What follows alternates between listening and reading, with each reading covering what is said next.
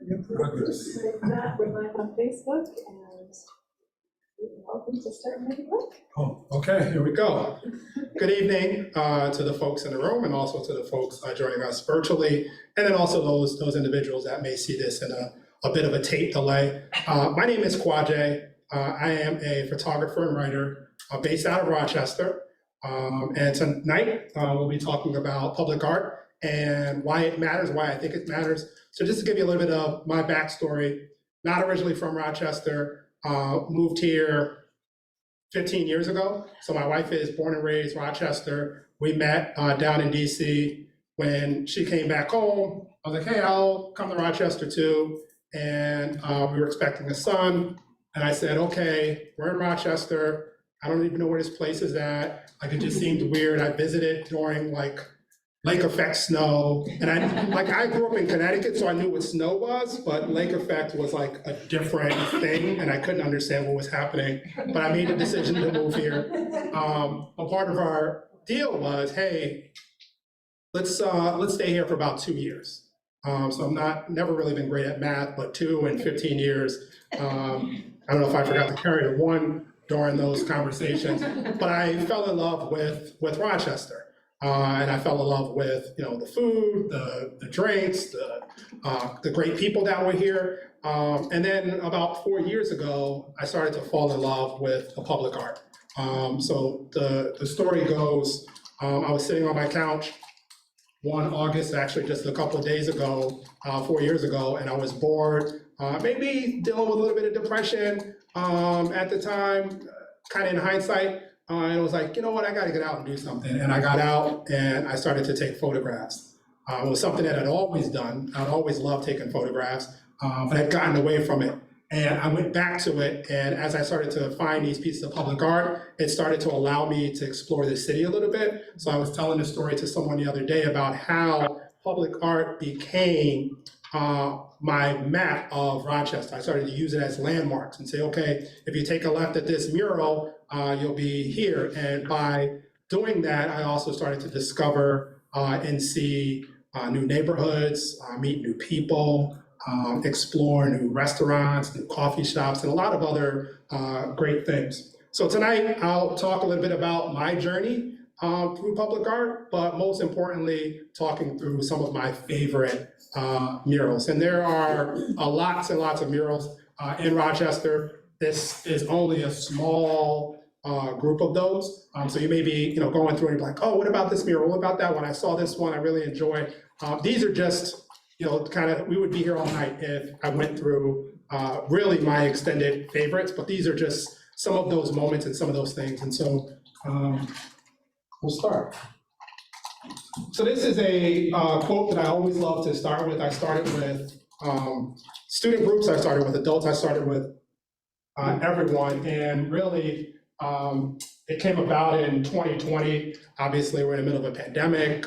Things were a little rough, and I started to lean back into public art even a little bit more because at the time everything else was closed. There was not much else to do, and in the November of 2020, and I'll talk about the John Lewis mural as we go along here, but one of the 4 artists to come was Darius Dennis, and at the end he shared this quote, and I loved it so much because it kind of really summed up how I felt about public art and how I think people should interact with public art. When the museums are closed, the streets will always be open, right? So there is, you can't go to the MAG, you can't go to the Eastman, you can't go into these places. But you can always hop in your car or take a ride on your bike or take a walk and able to engage with that public art. You don't have to have a membership. You don't have to pay an admission fee. You don't have to have, some special pass to do it. You can just walk, ride, or just look and enjoy these pieces. And so I always love to start with that because it really resonated with me even more so. And I'd already started that path. I'd already said, hey, I can go and do this thing. It may cost me a couple bucks, or I can hop in my car, and that just cost me gas, which obviously gas is a little more expensive now. It's like $2.30, I think, at the time. So it's kind of a steal when you think about it. So people always say, where do I start? Where did I start? And this is the mural that I started with. There were some others that I noticed, but this is the one that stopped me on that day in August 4 years ago. And it was right there in front of City Blue Imaging, Sean Dunwoody, I Heart Rochester, how about you? And at that point, I was starting to like really, really love Rochester. I was like, I heart Rochester. Like, yeah, I do like it. This is really cool. And it was just something about those colors and that red brick. And then I tucked around the corner and there were more murals. And I was like, wow, this is a really cool space. And at that point, I didn't know who Sean was. I knew he was an artist, but I didn't know him personally. But it was just something about this mural. And so I started to go out every Saturday or Sunday or days that I had off from work, and I would just take pictures. I'd have my son in the back, or I would just ride by myself after a day of work. And then I started to discover wall therapy and some other independent artists, but artists that maybe have worked with wall therapy in the past. But it really started right here. And I think, to me, it really connected that, hey, I moved to Rochester. At first, I really didn't want to be here. Then I started to fall in love with it. Then I see this mural that kind of segues me into more of why I loved and connected to Rochester. But when I started, I was very close to murals. You can see a little bit of things, but I just really took this really super tight shot. And then as I started to think about it, I was like, what if I step back a little bit? What does that story tell? It's different. There's, a neighborhood, there's other things around it. What if I step back even further? What kind of a different story does it tell that a mural that says we are all immigrants is behind a fence? And at the point where Alice was working on this mural, families were being, separated at the southern border. So she was making a statement.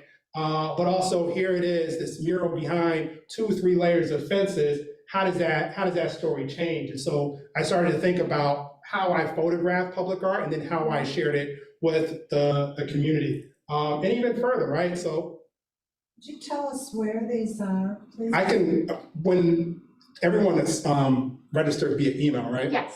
So we'll send out an email with all of the locations, if that's okay. Okay. And a lot of these locations, anything that has wall therapy is also on Wall Therapy's website with this beautiful map that has over 150 murals that they've done, murals that are still here, but also murals that have been gone with time. But I started to think about how does this look? How does this story change based on the way I take an image? Stepping back again. What does that whole neighborhood look like? What does it look like, different times of the day? What does it look like with, cars and people around it? So there's this beauty in public art, right? You're able to walk up to it and enjoy it, but how does that beauty interact with the community on a daily basis? And so I started to become more curious about what that looked like. So if someone would look at this and say, well, I can't really see the whole mural. The point to me is, for you to go and find it, for you to go and see it yourself, and for you to be able to discover those pieces. I just want to show you where it is and what's happening and how the community is engaging with it. You see the guy pop into the picture, that gives you a little bit of scale, but it also gives you, it's living and breathing. It's not just this piece that may be in a museum, right, that you can't touch and get close to. Public art allows you to do that. And so I want to show you how it looks different seasons, different places, how you may see it for the first time. This is one of those murals it's off of Henrietta, it's Goodman and behind Highland Diner, right? A lot of people don't even know this thing is there. I didn't know it was there until I accidentally went down Henrietta and missed a turn, did a loop, looked at my rearview mirror and saw this mural and said, whoa, what is that? And then looped back around, saw it, and it visited time and time again. So here's that, beautiful Rochester gray sky, the nice fluffy stuff on the ground. And then how does it look when the seasons change? How that sun hits it. Now you've got that blue sky, you've got this beautiful tree, you have that person off in the distance. So just kind of continuing to revisit those places. How do you see it? How will you see it for the first time until you're up on it and close? So I started to do that a lot more.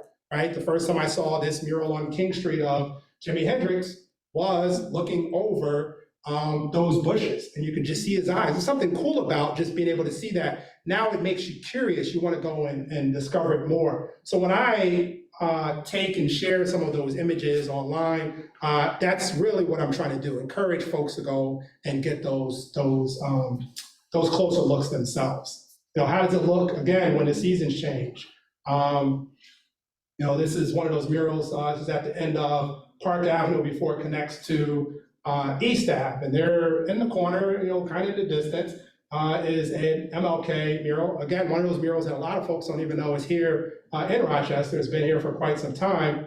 And there's a closer look, but not too much, right? So it kind of gives you, again, that mystery of where is this mural? What does it look like? And I also try to encourage folks to, and I've gotten people that have emailed me or tagged me or sent me a text message or sent me a private message on social media and say, oh, this is where you were standing? That's kind of cool. I didn't realize you were a block and a half away, or, what were you doing all the way there? Like, why are you in the bushes? What's happening? And it's just, again, just those different vantage points. This is me squatted down on South Avenue because I thought the shadows in those trees were or the bushes were kind of cool.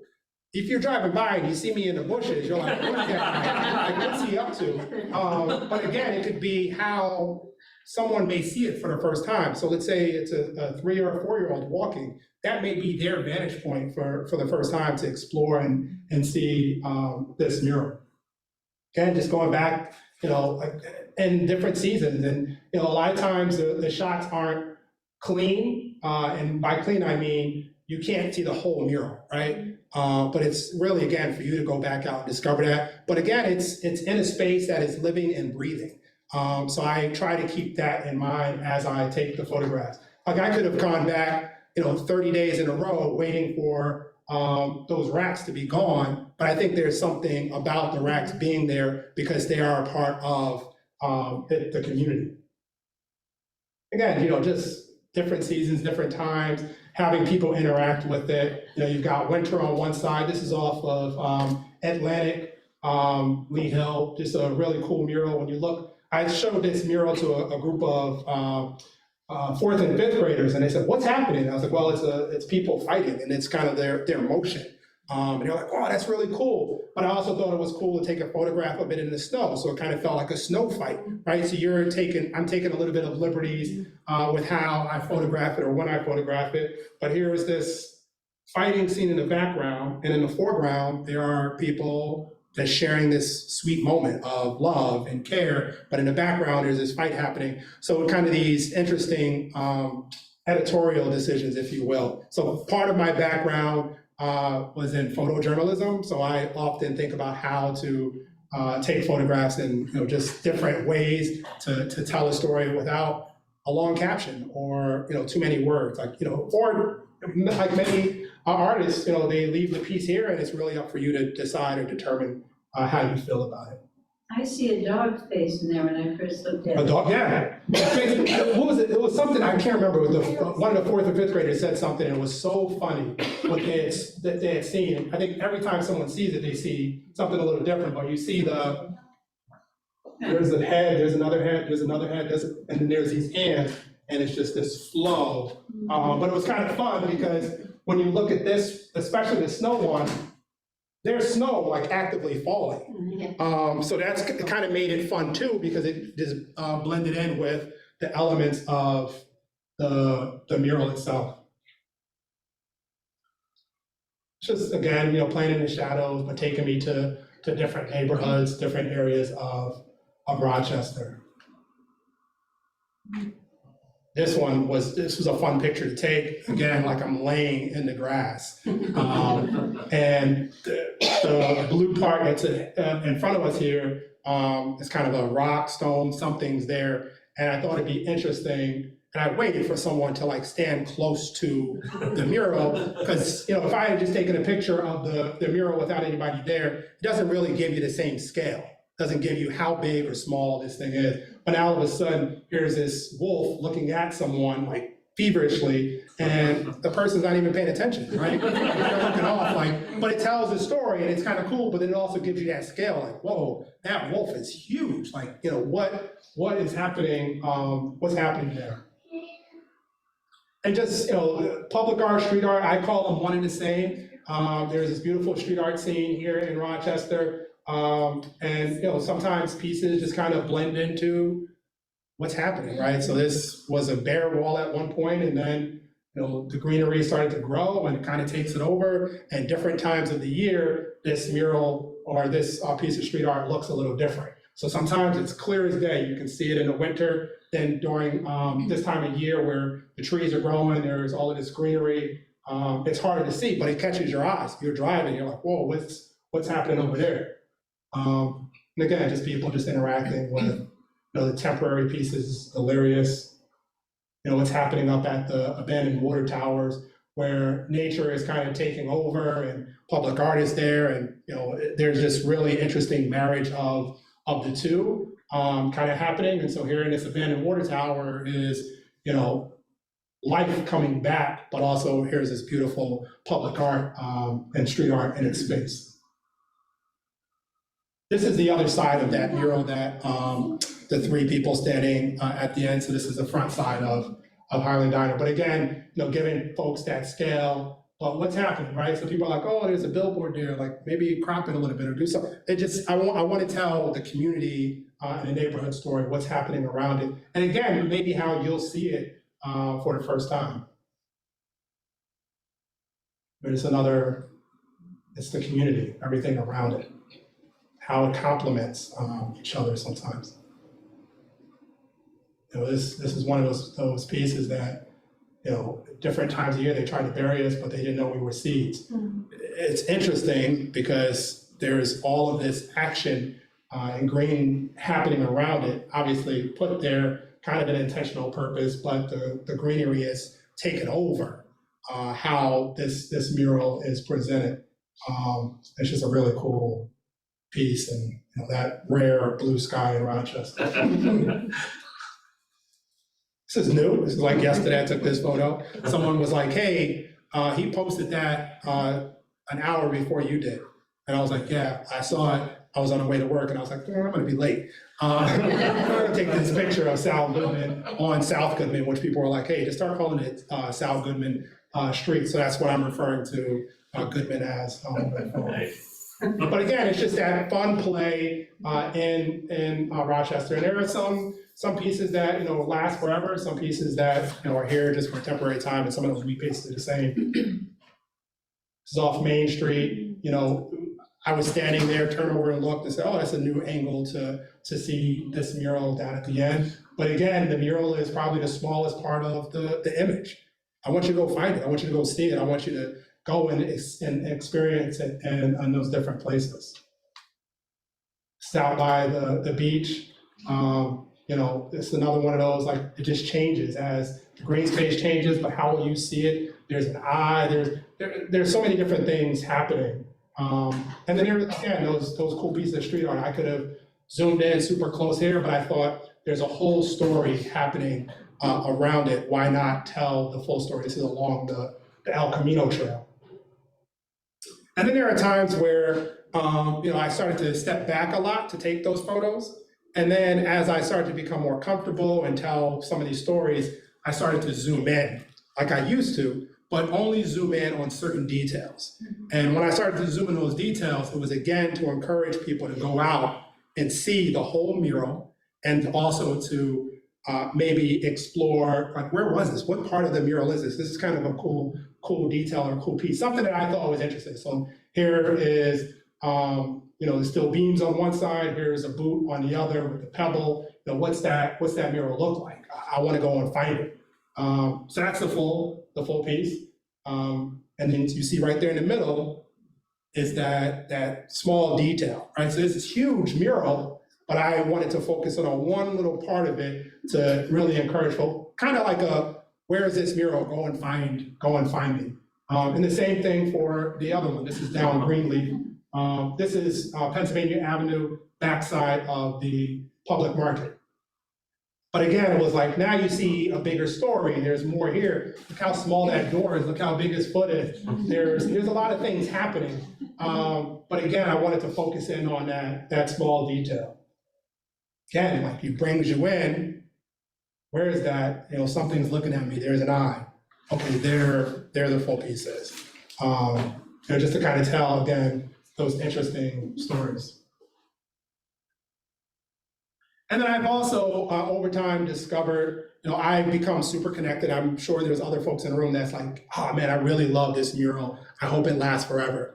But the reality of public art in general, and also in Rochester specifically, is it doesn't last forever. So I realized that in taking a lot of the photos that I took, it was also part of record and provided, some sort of evidence that it happened, because when it was gone, it's gone, right? So if someone moves here next week, they don't know that there was a mural or a piece on the backside of there. There's an image of it. There's some sort of record. I will also say that what I do is not necessarily unique.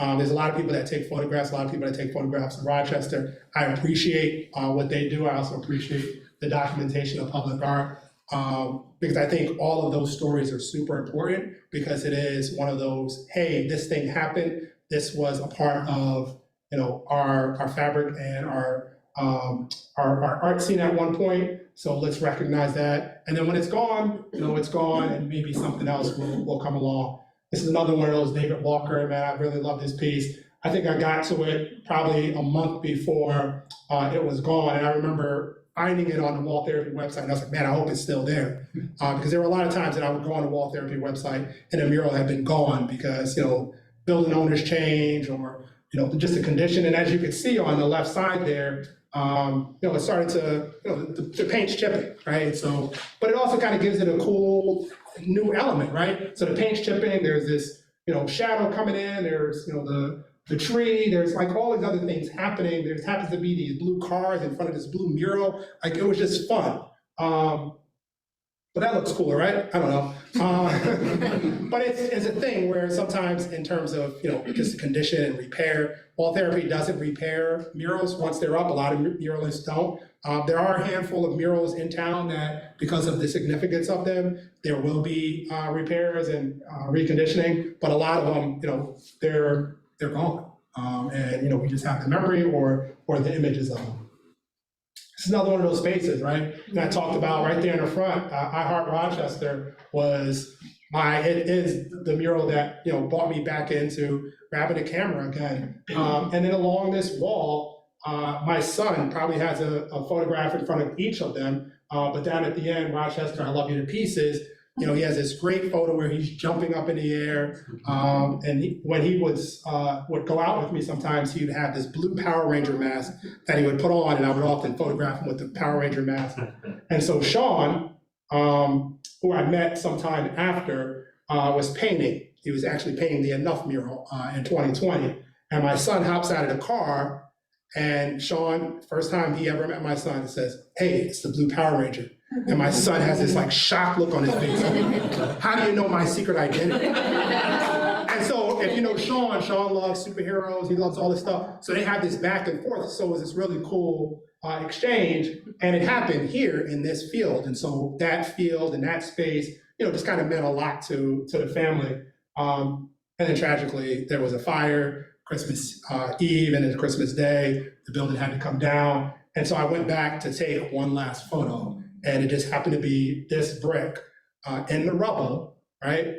At that mural at the end, Rochester, I Love You to Pieces, that my son was so connected to. And here it is. And so I was like, the art doesn't last forever, but the memories will always be there. So it was something interesting that this was the piece that I found amongst that sea of, and a lot of it had been gone and pieces had been pulled out, but there was a couple colorful pieces. And I remember looking, I was like, wait, I think that's the Reese's Pieces, and wow, this is so crazy. And so I just took a photo of it. And there's Sean. And I've come to know Sean over the years. He's one of the first people who said, hey, what you're doing is important, please keep doing it. But also one of the first people to not only invite, but also hire me to come out and take pictures of public art. So I've always been appreciative of that. But, Sean has a lot of cool things that he says. Some things he forgets after he says it. So when I shared this quote, he was like, I said that one day? But I like to keep it, as part of the presentation, and part of conversation is, public art truly activates spaces. And so it has this ability to really connect folks. And I think Sean does it better than most folks because he does this really cool thing where he encourages communities to come out, folks to paint. Certain persons like, I've never painted in my life. Like, that's cool. Like, grab a paintbrush and do your thing. So it's this really cool ability to engage. And so one of the first projects that after photographing public art, just as it's finished, I started to be interested in what's happening before. Like, what's the process? And so Sean, when he painted Composers Crossing the first time, so in 2019, he said, hey, I want people to come out and paint. And I was like, I'm gonna grab my camera and I'm gonna go out and take some photos. So just like the story of moving to Rochester, it was only supposed to be 2 years and it became 15. I only wanted to go down for an hour, it became 6. I'm terrible at math, I tell you. But I hung out. And so I have that moment of Sean painting the first key, kind of getting stuff in place. Then all of this action happening around where over the course of a couple hours, 75, 80 people showed up to paint, and there's Sean kind of conducting the group. And then I have the very last moment. And I was like, wow, there's something really cool about being able to see the beginning, the middle, and the end. And so I became like, very interested and borderline maybe obsessed. Like, I gotta go find this. I wanna see what's happening and document those processes. So a week later, Sean's doing MLK Park. So I go down, I photograph what they're doing. So just kind of that action. And Sherwin-Williams does this day of painting, which I didn't know about until this day of painting, where they will work with someone to do some painting. And so these folks are from Sherwin-Williams all around Rochester. And so they had worked with Sean various times for different projects, including MLK Park. And so they'd come over to help. And you also asked for community folks to come out. And they painted this beautiful 4-side mural. There's Sean up there kind of doing his thing.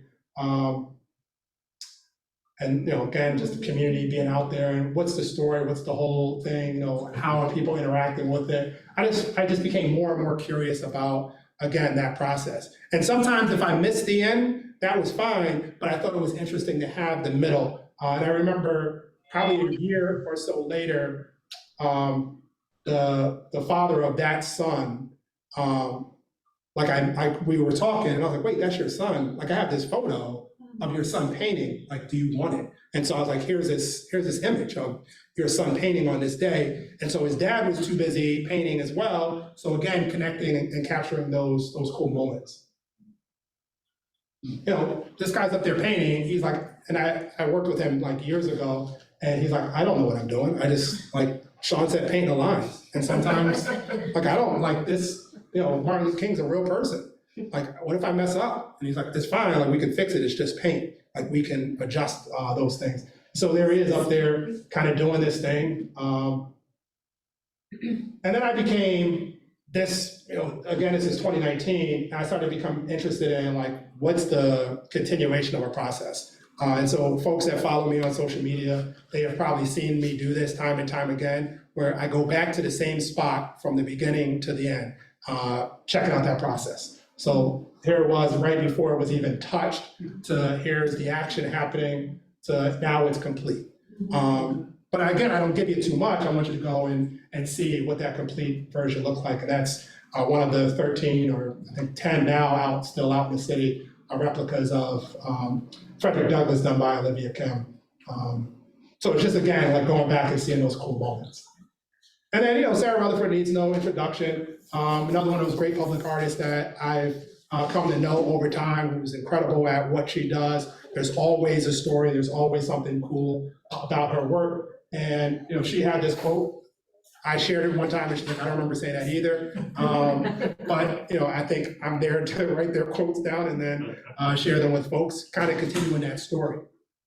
So what public art can spark is sometimes more important than the wall you create. So a lot of times they create these beautiful murals. Sarah just happens to be in Rochester, lives in Rochester, works out of Rochester, but also travels. But there are other artists that come into town that create these pieces and they leave. And so, sometimes those pieces create and spark conversation, but they also connect folks to those pieces. And so this is Sarah up there working. So one of my favorite photos of Sarah on that wall, because again, it just gives you that scale. And Sarah, 99% of her murals are spray paint.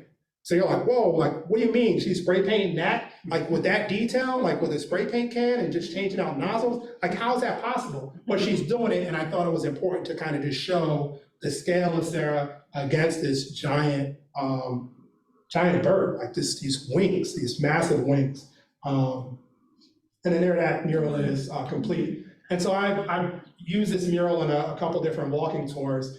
And when you look at it, you're like, wow, it's a pretty nice mural. There's some cool stuff happening. One of the things that I enjoy about public art, and like she said, it sparks those conversations and sometimes is more important, is that it also raises awareness. So this mural is on the Times Square building, right there on Exchange. And it's about domestic violence awareness, right? So when you look at this mural, you're like, well, I don't see that. But Sarah met with survivors through Willow in partnership with Truth Collective, and after speaking to them, she was like, this is what I see, this is the vision. And so it says, you are not alone, you are worthy, you are someone. So it kind of connected folks to that. But also, when you think of driving down the expressway or walking, you may see a billboard, and the billboard says, stop domestic violence. You're like, okay. Like, and you just kind of become desensitized to that. But now you have this mural. Wow, this is really beautiful. I want to get closer. You get closer. There's a plaque on the side that tells you the story. You scan a QR code. There's an interaction, takes you to the website, and it tells more of that story. And now you're more engaged in something that started with, I just thought it was pretty. And there's a lot of really cool murals around town that does that very subtly. This is another part of Sarah's Her Voices Carries series, just telling the stories of women in Rochester. And they're all, there's six of them around town, just telling their stories, who they are, who these women are in different neighborhoods. Again, Sarah always has like this deeper layer of her work. Wow, it's a really cool mural. I want to take a picture in front of those flowers because it looked great on my graduation photo. Oh wait, what's this story? Wow, there's a deeper story here. Let me go check it out. Wow, I didn't realize it was that much or that deep. How do I become engaged or involved in that? So public art having that ability to engage folks, but also raise some of those awareness. This is another one of those murals. This is over in the 19th Ward. When I first moved to Rochester, I lived probably 3 or 4 blocks from here, right across from St. Monica's Church. My wife and her family grew up in that church, right there in Genesee. And you see this mural, and you're like, wow, it's really cool. Here's this, this face that represents different folks in the community. But it was part of a campaign called We Wear Orange, and orange as part of gun violence prevention and awareness. And so you see the mural, and again, it's very subtle. He's just wearing an orange sweatshirt. But you get a little bit closer, there's some information there just to kind of tell some of that story. And again, people may see it, recognize, this person looks familiar or similar to someone I know. Is that about him? No. And what Brittany does, which is very interesting, and I spoke to her about this, was, she's like, I just draw from, just a sketchbook and thoughts. Like, it's not someone, but I want you to see someone in it. So it may be similar to someone but I want to pull you in. And this one is kind of cool now because there's, again, this is an older photo, but there's this greenery happening. And so like there's some flowers, some other stuff that's kind of complementing, and they didn't know it at the time, they weed whacked and cleaned it up. Now there's some other stuff happening around it that, continues to tell that story, and, nature becomes part of the public art becomes part of the nature. And then that's Eric Lehman. Again, he doesn't remember saying this quote. I could just make up quotes and they could be like, yeah, okay, that sounds cool. But I thought this was an interesting quote at the time because, again, public artists are creating in public spaces. So he said there's no cooler art studio than a street corner, right? And part of that is, there are these artists that come into Rochester or from Rochester or whatever, street artists, public artists, muralists, whomever. And when they're creating in front of people. So it's not like, hey, I'm a studio artist, I'm gonna go back to my studio, close the doors, and do my thing, and then when I'm done, I'll show you, or maybe I'll give you some progress shots along the way of things I want you to see. For a public artist, it's like, you get to see it all. You get to see it from the beginning to the end, and people get to say things Sometimes nice, sometimes not nice, right? Oh, that looks great, you're doing a great job. Hey, I don't get it. What's that about? And sometimes that conversation can engage, but sometimes it's like, yeah, that's stupid. And that's how people may interact. So again, there's no cooler art studio than being on that corner, creating something, and maybe someone doesn't understand it. And I've seen it time and time again, sitting there photographing the process and things like that. And speaking of photographing the process, this was, when I think about public art and my documentation, one of the biggest projects that I documented up until this summer with Wall Therapy was the John Lewis mural down on State Street. So I spent 7, 8 days with the artists while they worked. As artists sometimes do, they're a little last minute. So I knew the mural was happening at some point, but probably a night and a half before, they were like, hey, we're coming to town, we're starting a mural, can you take photographs? What some folks don't know is I actually do have a full-time job. I work 40 hours a week. I have a wife and son at home. But I put all of that stuff on the back burner because I thought this mural was super important. So I ran down, took a photo before the wall was even done, and I hung out for 7 days from the time they started working until sometimes when they wrapped up at night. And I wanted to photograph that process. And so here they are in the middle of the night, and kind of gives you a little bit of a sneak preview as I took some of these photos, what's happening, kind of showing that process, showing what they're doing. Because a lot of times people just see, bits and pieces, and there are like over 1,000 images of this mural, and some that I'm still kind of going through and like, oh, I don't think I've ever seen that one that I took because I was processing sometimes in real time, and maybe I missed a couple of things along the way. And this was, a couple days later, it has the grid up. They're using this old process. So each part of the grid has, the outline, and then they do a charcoal, and then they go back and trace the outline, and then they have this reference image, and then on the reference image tells them what part of the mural they're on, and then they color match those pieces, and then so they have this grid of John Lewis. They had a ton of these John Lewis images, so they flip it over, or they have one, and it was like super close to him, super far, certain detail, and they worked in two-man teams, so 4 guys worked on this, Jared Diaz, Darius Dennis, Daniel Harrington, and then from Rochester native, Ephraim Gabre, who, I didn't realize how young he was until a year ago, and I was like, dude, you're doing some amazing things, and you're so young.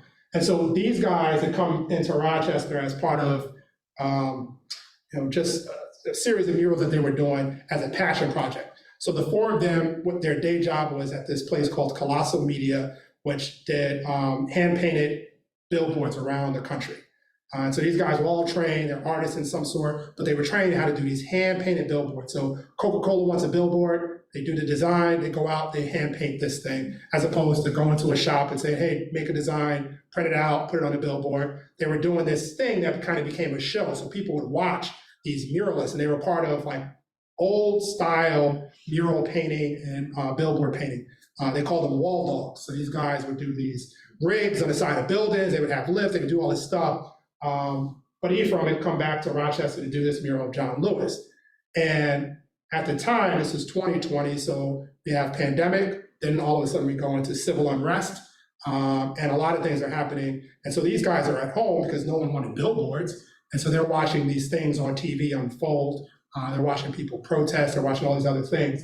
And as artists, they were thinking, what can we do as artists, And so they said, hey, how about we just create art? How about we lean into art and create these beautiful murals? So the first place they went to Chicago, where Darius is from, and they painted this beautiful mural on the side of a building, I Am a Man, famous image, excuse me.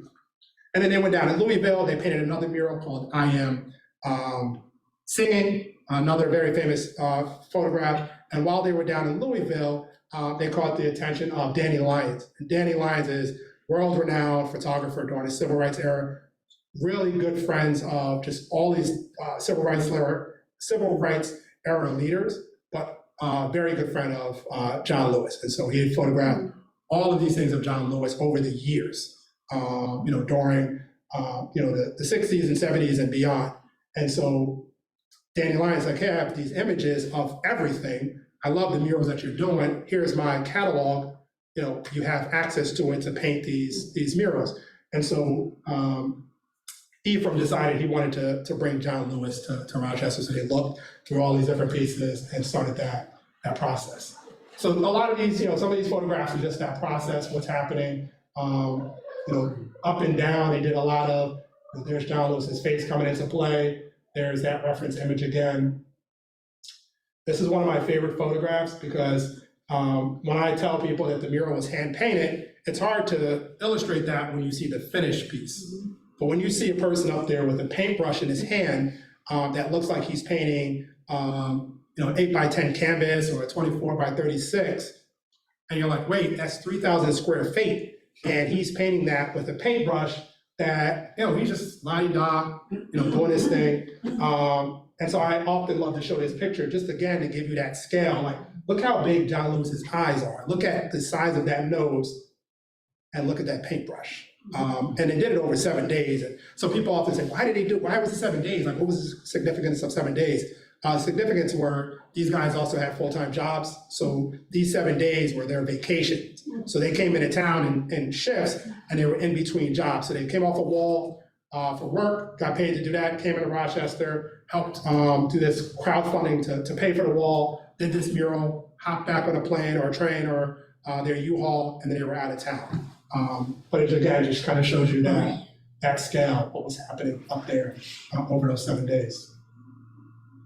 And then again, you know, just capturing artists in their moments, in their elements, you know, sometimes super close, sometimes a little bit further away, just to kind of tell different stories, different things that are happening. You know, what's in that community, where's she at, what's going on? There's a person in the background, there's, you know, kind of the sun is setting and she's in the shadows, kind of working like some artists sometimes do.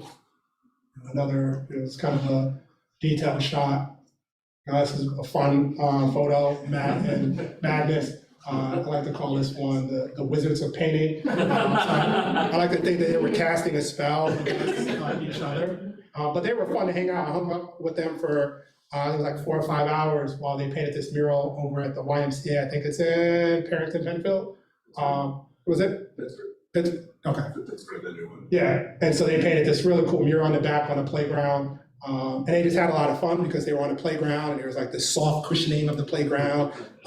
They're having, you know, telling jokes and they're painting, you know, this fun little scene. So it was just fun just to be there. And, you know, what I started to see more of, and we'll talk about that in a sec, was it's really cool to photograph the murals. It's really cool to photograph them in action, but it's also cooler to photograph these moments that they're having. There's this one photograph it's not in this slide deck, but Magnus is taking a selfie. And so he's got the camera, he's got the phone here. Matt is in the photo, and way in the back, you see me taking a picture. And so that was their Christmas card, was this photo. And I was like, I wonder if I actually took a picture in that moment. So I went back, found that photo, and zoomed in and sent it to Magnus. Like, there I am, and here's a photo that I was taking. So it's just those just interesting side moments that you remember that kind of bring back a memory. You know, kind of just the artist in action, whether it's close, far away, what they're working on, those details. This is down at the skate park just a couple months ago. And a lot of times, and I'm very appreciative of it, you know, again, in the beginning, when I started taking photographs, it was super close to the mural. Then I backed up and saw a little bit more. When I started to photograph the artist, it was the same process, where I was kind of far away, and then I started to become a little bit closer as I built that trust, right? So I'm pretty much this close to Lucy, with a camera in her face, and artists have become comfortable with, hey, this thing is happening, I know you're here, but also I want a picture of me doing this thing. Like, thank you for being here. And I always say, thank you for allowing me into this pocket of space with you. So again, there's that super close, and I take a step back, and now you see what she was working on, where she at. Sometimes it's just the color, like, is he painting? Is he just sitting down? Is he reading the newspaper? Is he on his phone? Like, there's just something about the overall scene that I like to capture. This was just this summer, kind of going through that process again. These are sometimes moments that people don't see. She's using this process called the scribble grid, where she, just scribbles some things, then overlays her artwork, and now she knows where to paint the eye and paint the mouth and paint these other things. I simplified the process, what is happening there, but it's a really interesting thing that happens. And so she just wrote random things. So this is Sydney from Detroit. So she writes Detroit. Guy walks by and says, "Hey, I'm Sunny," and she writes Sunny. It was hot, so she wrote Sunny equals hot. This is Cab Calloway that she's painting, so she wrote Heidi Heidi Ho, and she wrote Cab Calloway and Wall Therapy and Sydney, and just other things. And then she started to go in and paint that outline. And again, this is those cool moments of being super close to the artist. This particular picture I remember quite vividly. I'm standing under the lift. I had just finished talking to her maybe 10 minutes before, and then it got quiet. And so I'm just taking a bunch of pictures. I'd probably taken 12 pictures by the time she said, "Hey, where did Quajay go?" And I was like, "Sydney, I'm down here." And she's like, "Oh, good thing I didn't move the lift." And I was like, "Oh, I would have moved." Like, I know what the sound of a lift moving sounds like. But again, it's just because I don't want the artist to be distracted by my presence, and I don't want them to feel like, "Hey, you have to pose, you have to speak to me." I want to capture you in your element. Here he is, he's coming to life there. The difference between those images. And then I go a block and a half down, and I want to see what it looks like in the neighborhood. Yeah, there's two other photographs where there's no cars at the intersection, but I thought it was kind of interesting that there are, again, that living, breathing piece happening. And she's not even done, like there's all this stuff kind of happening down there, but I thought it was an interesting time to step back and take that full shot. This again was this summer. I showed up, Nanny started to work. I was like, okay, that's kind of interesting. I hop out of my car, I look over the fence, and I was like, oh, I'll just step back and take that picture. And then I came back 4 hours later, and I took the same picture. 4 hours. I was like, what is happening here? Are you doing like some wizardry? But it was interesting just to go back to that same place to take that photo. Here she is at the other end, working. There's that mural. This is on the side of Strangeburg.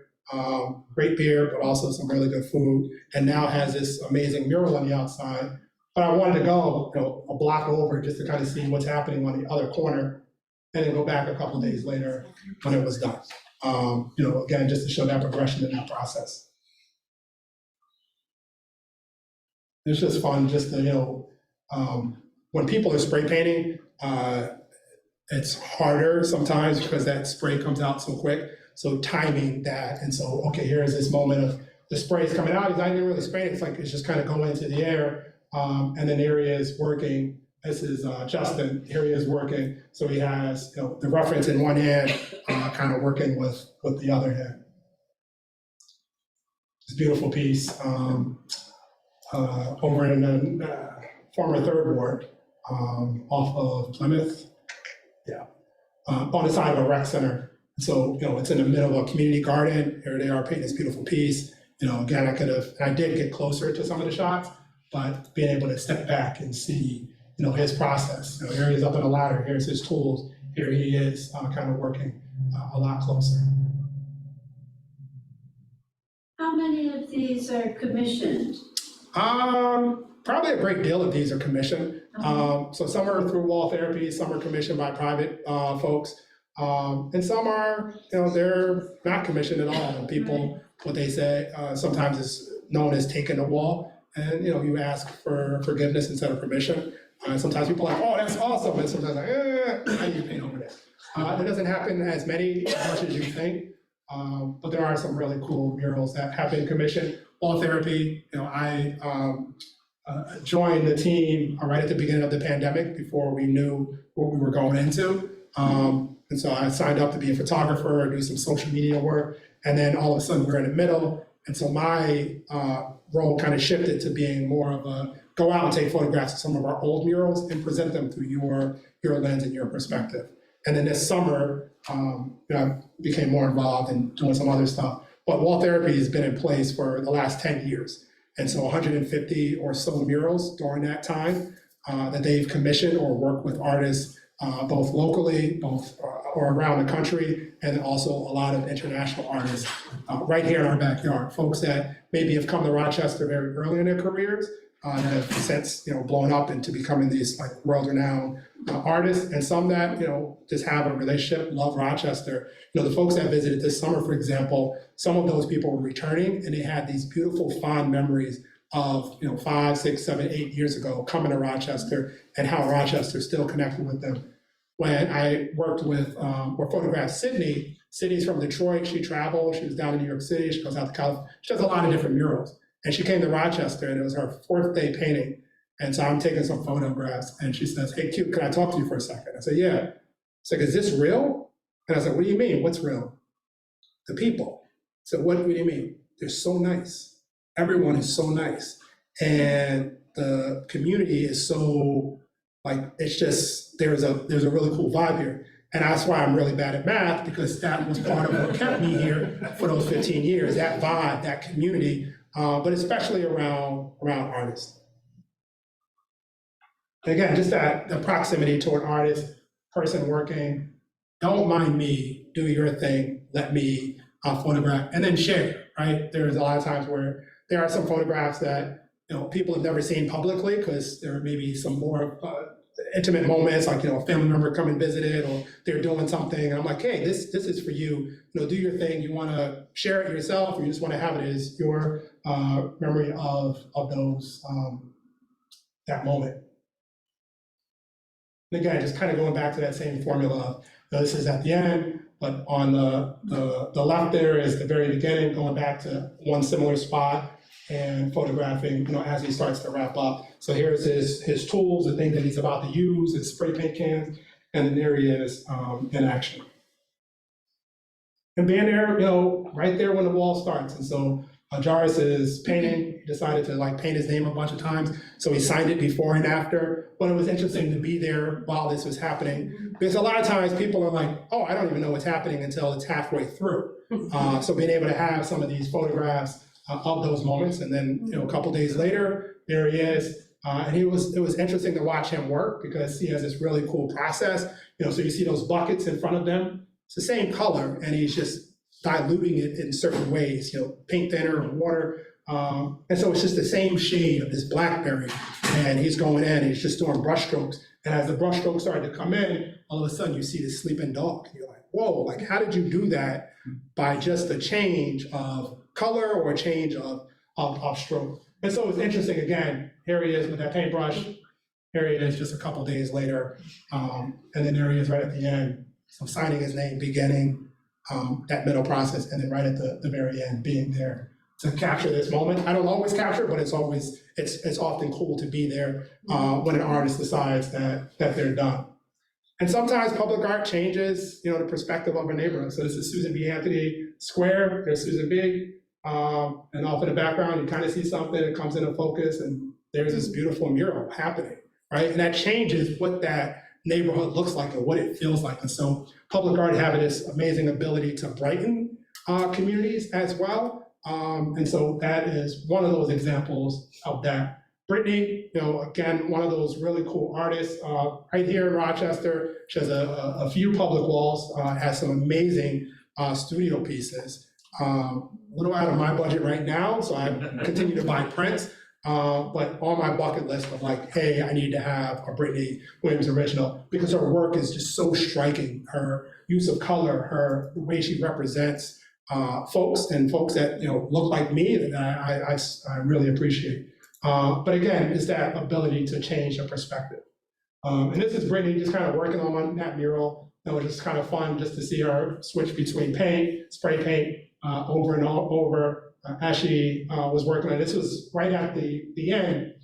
So I was like, I'm gonna hang around for a little bit. I wanna kind of see how the process goes. Wall Therapy has this thing where they're like, hey, we want you to be there at the end when someone signs. So you're like, do I go and do this other thing, or do I stick around and maybe somebody else to pick up? But I was like, I just wanna hang out. It was kind of a cool vibe happening around the mural. And people were stopping and saying things, and different folks were stopping by.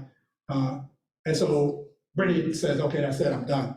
So I was like, oh, that's kind of cool. Boom, let me grab this picture. She's like, that's it, I'm done. And so it's interesting to kind of see when artists decide that moment, because I'm looking and I'm like, I thought it was done an hour ago, but I'm not the artist. You do your thing. And some artists are like, wait a minute, I had to go back in. And that's what she did. She was like, I'm not done. I got to go back in and finish this thing that I just noticed when I stepped back in the shirt. And so she goes back and she has this moment where she touches up, some parts of the shirt, kind of makes some other adjustments that she saw that I don't think anyone else in this space saw. They were like, looks good. I thought it looked, like, honestly, an hour before this photo, I thought she was done because I was like, wow, this looks great, but she wanted to blend, she wanted to do some other things.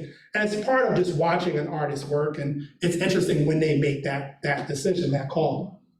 And then she was done, right? So she did that, like, I'm done. And then there's this moment of like, I'm, sigh of relief, like I'm looking at it, this thing is now out there for the community to enjoy, the community to see, and pack up, you step away from it, and then move on to the next thing.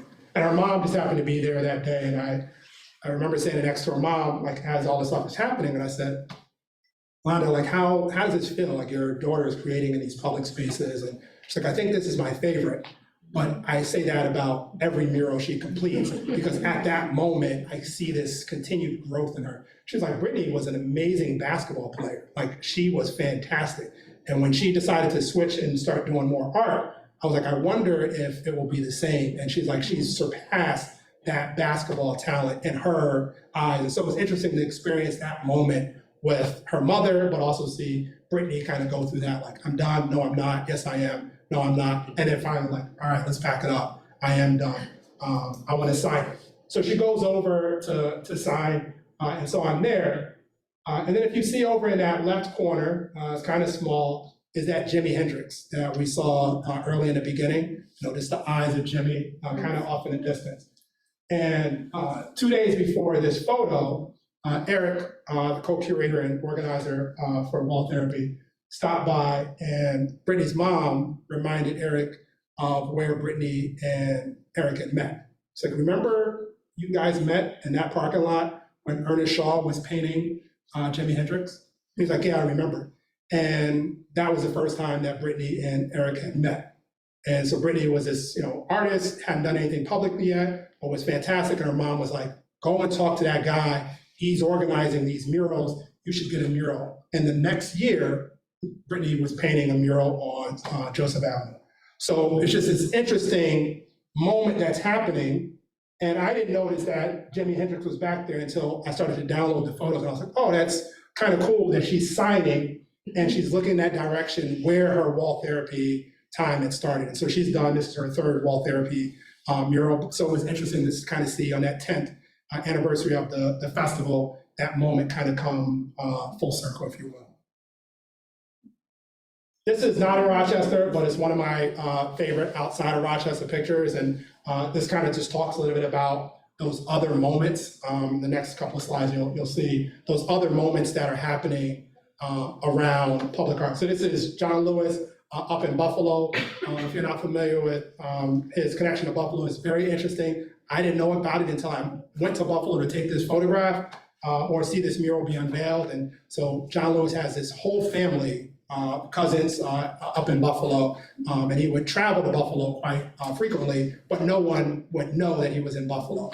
And so John Lewis tells a story about being 10 years old, going from Troy up to Buffalo. And so Troy, super segregated South at the time, goes up to Buffalo and he sees white folks and black folks together. And he says it was this moment of seeing that the world could be a lot different than what he was seeing in his own backyard. And then a couple years later, he gets involved with the civil rights, more than a couple years, but he gets involved with the civil rights movement and Martin Luther King and all these other folks. And he says that part of it came from that early trip when he was 10 years old to Buffalo. And so Buffalo wanted to do this great tribute to him. This artist did this mural. And so when I showed up, there was like photographers, there was like media, there's congressmen, there's all these different people around. And so I was like, well, everyone's gonna take a picture of the mural. Like, duh, like what can I do in this moment? And so this dad is with his daughter, and his daughter, maybe 3 or 4, and she's kind of looking, she can't see. And so he picks her up and he throws her on his shoulder. So there's a series of photos that I have where she's just trying to get adjusted. And then finally she's on his shoulders very comfortably. And there's this generational thing happening, right? So it's John Lewis, it's the dad, and it's his daughter, right? And so I step back and I, snap a couple of photographs of this. And so this is, again, it's just talking about, yeah, we're gonna see this mural a million times. If you go to Buffalo, you'll see it. If you saw it in a newspaper, you probably saw it, a certain way. But this was a moment that I thought was more special because it kind of told a different story. 2 months ago, his dad reached out to me on Instagram and was like, hey, I've been thinking a lot about this photo that you took, and I've been trying to find the photographer. And so you are the photographer. Like, can you send me this photograph? I want to frame it in my home. And so that, I go out to take photographs for myself, how I feel, but those moments are super important too, because it's like, wow, I appreciate that I was there. At a time, maybe I shouldn't have been there, or maybe I could have been doing something else, but I decided to go there, saw this thing happening, and I was like, that looks interesting, it looks cool. But also being respectful of the family and not saying, oh, there's a stranger child, and boom, let me take a picture of her face and then post it on social media. So being respectful of how do I photograph and present this family. And it happens again and again. So this is Faring and her partner Daniel in Rochester. The mural is cool. What they did was fantastic, but they had these moments that I thought were just special. So there's moments where they're both up in the lift talking to each other. There's moments when they're on the ground. They're not even painting. They're just talking about this collaboration that they're working on right there on the El Camino. So it's a new mural on El Camino Trail this summer with wall therapy. And then there's these cool things happening around the murals too. So yeah, they're in the background, they're now working on that mural. But I looked down and I was like, wow, it's these pens, there's this pad, there's some things happening here where they were sketching some stuff out. So I was like, that's an interesting story in itself. The mural starts somewhere. It starts as an idea, it starts as a sketch. And they were more or less making up the mural as they were going along. Oh, what if we do this thing? They knew the colors, but they were like, what if we do this thing? What if we do that thing? So it was interesting just to kind of see these other moments. You look at it, doesn't really tell you much. It just says there's some colorful pieces of paint there. But those colorful pieces of paint are part of a mural that was on the previous, on that wall before the wall had come down. And so I was like, wow, these pieces are still here after all these years, almost 10 years. Here are these pieces from this wall that was here that Faring and Daniel are now working on.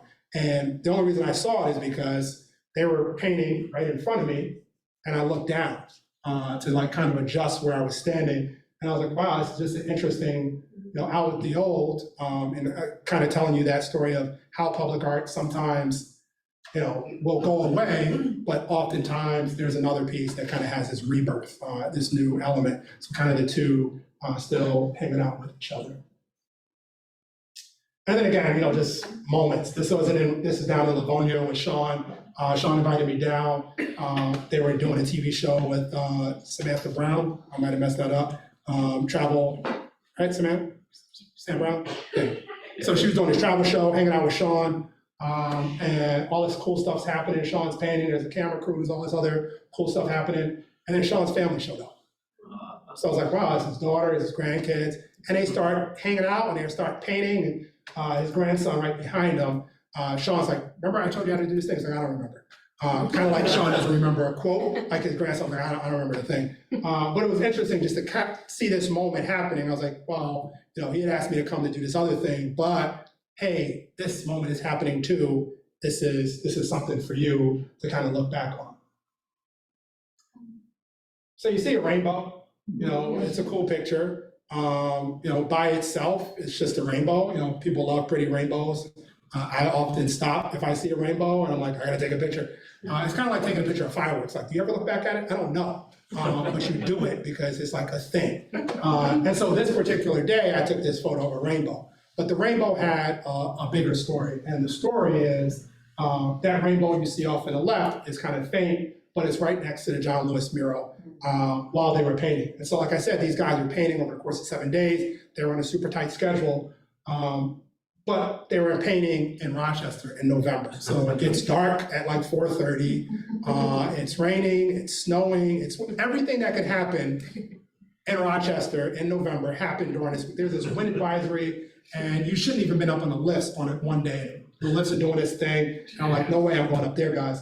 But this moment, these things are happening. And so these guys are down at one point, and they're like, well, we have to finish John Lewis's face. It was like the most important part, but it also took the longest time because John Lewis is a person.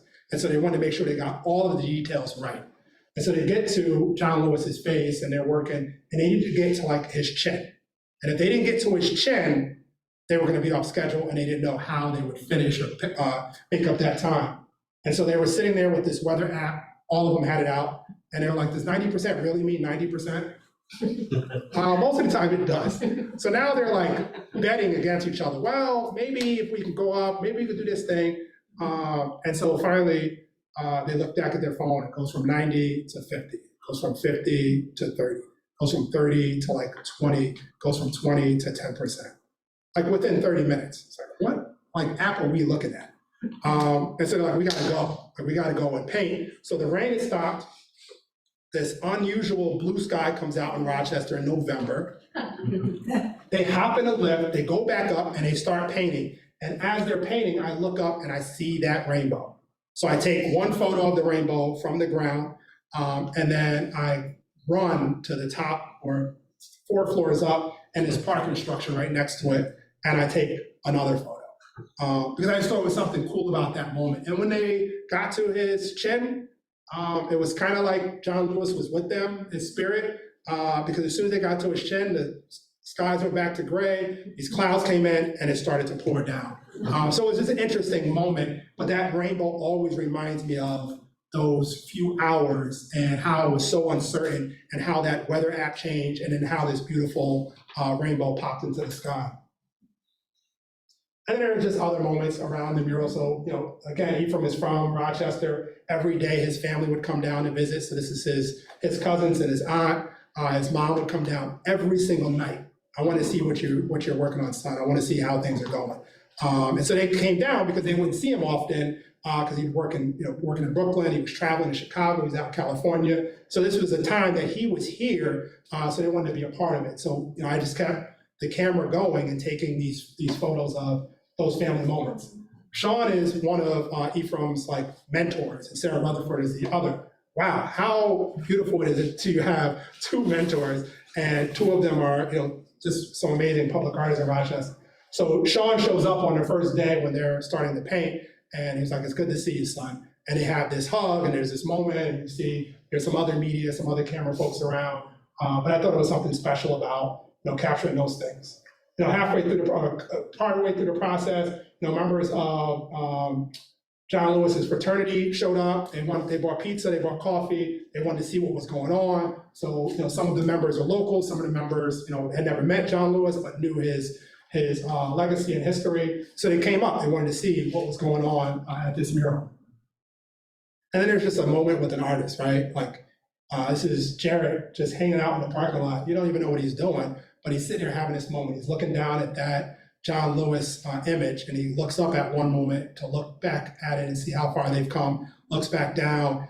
And sometimes it's those moments that it's just this, right? He's having a moment. The art that's there is important, but there's something to me that's so special about when I look at public art, the artist behind the pieces and those intimate moments that they're often having. This is very early in that Brittany wall. You know, again, this family walked by, his mother and her daughter, and I could hear them like half a block down because they could see the mural. Is that a black face I see? Is that, oh my gosh, she looks like us.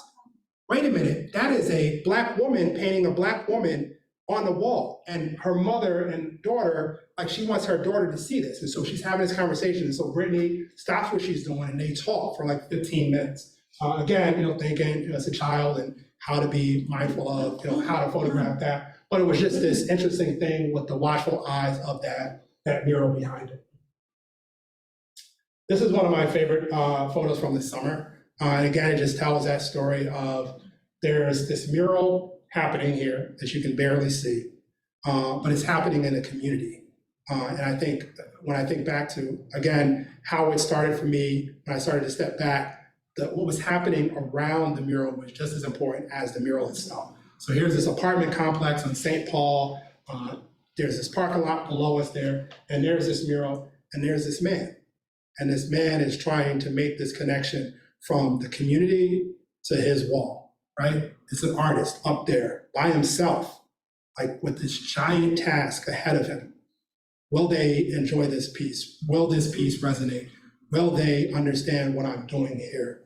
And he's got these watchful eyes from the balcony, watching him every single day working. He's got this gallery of people hanging out. People are waiting for the buses. All this stuff is happening. And the only time that he has is quiet is when he's up in that basket. And he's between these two worlds, right? He's between the world that he's in, working, the community, and the world that he's creating in his mural. And this is the last of the photos, because at this point I want to take a seat, and that's what Nani was doing at the end. So I show up, I hear she's getting towards the finish line, I go over, she's going to sign the mural at any moment, and she looks at me and she says, I just want to take a seat and sit with the work for a moment. And so I was like, okay. And so she sits. I'm like, wow, it's a really cool picture, but I've got the wrong lens on. So I like kind of scramble, put the right lens on, and there, the difference in that one shot of Jarrett sitting there, I wanted you to see what she was looking at. I wanted to see, you kind of feel that emotion in that moment with her.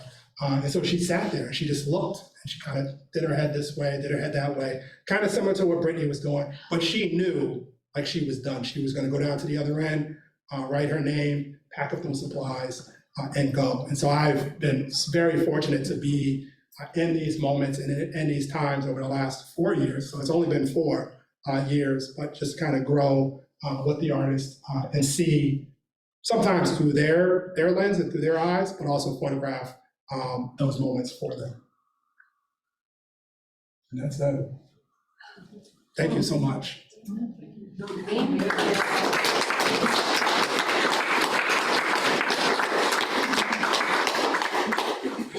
How many people left the room? Feel like I'm out of here.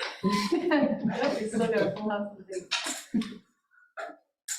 So I will take questions. I'll take questions from the audience with us. I'll also take questions from folks on Zoom. If there's anything I can answer, if you're curious about something, like I mentioned, I'll share with Amy in the library here. We'll get out that list. But the resource that I used at the very, very beginning was Wall Therapy's maps and their website.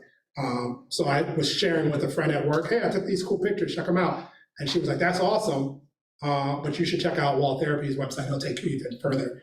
I also wrote a piece for Visit Rochester. So if you go to Visit Rochester, type in public art, you'll see a list of some of my favorites. And again, there's tons of murals in Rochester.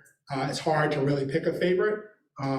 It's like picking a favorite child, even though I know my mom's favorite child is my brother, but that's fine. But it's hard sometimes to pick that favorite. So what I did in that list was to give people kind of a loose list, because I knew that by going to one of my favorites, you would see 3 or 4 other murals along the way. We do have 2 comments so far in Zoom. First is from Lanny, says, hi Q, what has been your proudest moment since you started this journey? I think going out and taking photographs of the community that I decided was home, right? And so I think those have made it super important for me. But I also think sharing a lot of the public art with my son, so him in the back seat, kind of tagging along. But then also, just connecting with the community. So I've met some amazing people through sharing a photograph of something that they enjoyed or encouraged them to do something. And I remember right there in the middle of 2020, I started to take photographs more and share from my passing or my driver's side. So driver's side window photography, social distance photography is what I called it. And people started sending me messages, and they said, you know what, this is a really cool idea.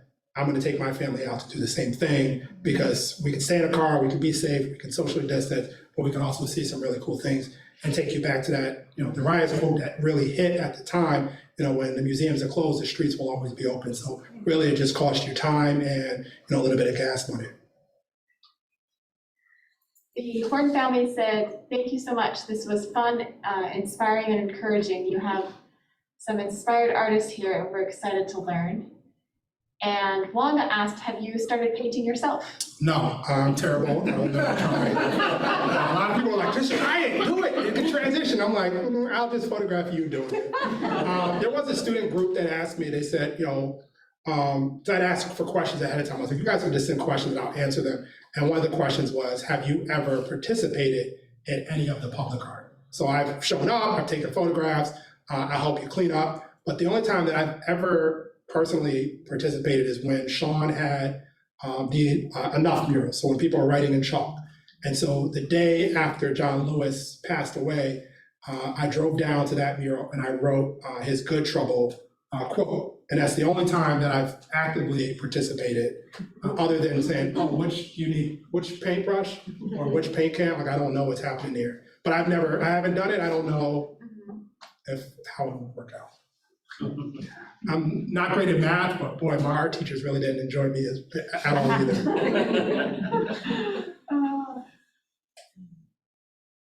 Two other comments. Thank you. We really should have a mural scavenger hunt one of these days. And then another patron comment. Absolutely amazing. Quajay, thank you for sharing your story and journey. Thank you. Just a couple quick plugs. So I do sometimes do walking tours with the Brainery. We focus on a particular area in town. So we've done downtown, we've done the South Wedge. We may expand that to do the Susan B. Anthony neighborhood next year. I've also done walking tours for youth groups, or, hey, I'm at work and my office wants to do a thing that's, kind of a team builder. Like, I'm down to do that as well. It's kind of weird, but I'll shout out to two shows that are public right now, a third show that will be added. So I'm solo exhibition of my work. So it's the first time I've ever presented my photographs as just me as a solo show. So that's at St. John Fisher. Opens on September 6th, but official opening reception is September 16th. So it's 30 photographs. I don't know how I was able to boil down that list, but the name of the show is How I See It. So some of these pictures that you've seen today are part of that show, but there's a ton more that are just how I see public art, whether it's through those interesting vantage points of pulling back or the proximity to an artist. And then the other show is at Roco, where I have photographed 19 folks from around our community. 19 photographs. There are some that are families, there are some that are couples or siblings, or father and son and daughter, whatever the case may be. But those are people with their favorite mural or piece of public art and answering the question why. So that's at Roco, October 7th, and then there is a third show that's a group show that will feature a couple of my photographs. I don't have all the details, but that's also in October. Very good. Another question, have you thought of publishing a photography book of your work? It's a great question. Also takes, it's in my idea book. Everyone has one, right? And you're like, oh, let's jot down this idea, and then life happens or something else happens. But there is the thought of, like, if I can just maybe give someone my photographs, and then you just finagle it into a book, and then I look at it when it's done, and I say, yep, this looks good, maybe we change this. That would probably be a lot better than me trying to put the book together. So if there's someone in the world that wants to have that conversation, we could definitely do that. But I think it's just that process of, like, it took me, we had this conversation about the Fisher show, started 2 months ago, and up until Monday, is when I decided, right? So going through thousands of images, then trying to narrow it down, and then the original number was 24. They were like, oh, actually, they said 20, let's do 20. I said, let's do 24s. I don't know what I needed those extra 4 for, but it just sounded good to negotiate, right? And so I was like, give me 4 more. And I was like, you know what, actually 25. They said, okay, 25 is good. And then I took all of the images up to Fisher last Wednesday, was sitting there, got them all laid out, and said, these look amazing. So I'm gonna start to mat and frame them. That's what the curator is talking about. But I probably have enough to do 30. I said, oh, that's interesting. And so I get like, I don't know, down to work, and I'm sitting there and I was like, I probably got 5 more. So I sent an email, hey, let's go to 30. And so I quickly picked the last 5 when I was away this week, and they came in. And I think the last 5, I'm happy those are in because it really tells the full story that I wanted to tell. So kind of some of those moments with the artist or the artist by themselves. And so I'm really excited to share some of those things. And then one more question, what's next on your photographer bucket list? That's a great question. So I'd love to travel a little bit more, and I've done like just that regional stuff, so drive up to Buffalo for a day, drive down to Syracuse, go to Ithaca, go out of state for our vacation. My wife knows that I do this thing when we get to a place, so we're in Worcester, Mass. That definitely is spelled Worcester, but we're not gonna get into that. We're in Worcester, and I said Worcester, they were like, what? So we're in Worcester, and so I'm like, wow, that's interesting. Like it said art district, so I wonder if that means they have public art. So I type in mural art, Worcester, and all these murals come up, and I'm like, whoa! So my wife is like, pick 5, like seriously. So my son and my wife has kind of allowed me to do it. We're in Rhode Island. Part of the way my friends got me to come to Providence, and we've known each other for 14, 15 years. We always say, oh, we're gonna come visit, we're gonna come visit, we're gonna come visit. And then my buddy Nathan sent me a text message 3 months ago and said, hey, we have murals. And he sent a picture of one of the murals, and I was like, I think we're gonna come and see it. So we're kind of doing that mural thing. So it'd be nice to travel a little bit more, but I shared with some folks that after I get through finalizing some of the images for the show at Roco this week, I'm gonna take like a month or so and just kind of sit with the work. Obviously we're getting to the fall, the winter, and just kind of sit back a little bit and take some time. Another patron, thank you, this was awesome. Yes. Any questions in the room?